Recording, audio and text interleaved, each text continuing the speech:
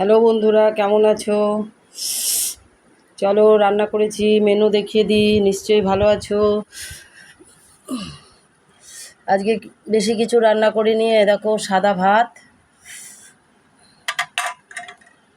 গরম ভাত করেছি, সাদা ভাত, একটু চচ্চড়ি আছে, পাতিলেবু আছে, চিকেন আছে।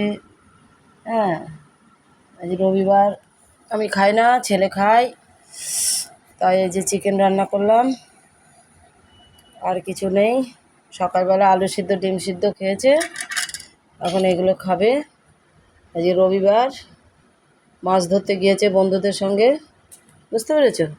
বাড়িতে মন বসে না। যাই হোক, ও একটা চাকরিও করে। তো ব্যাপার হলো যে, দেখো, দেখতে থাকো, ভালো থাকো, সুস্থ থাকো, ঠিক আছে?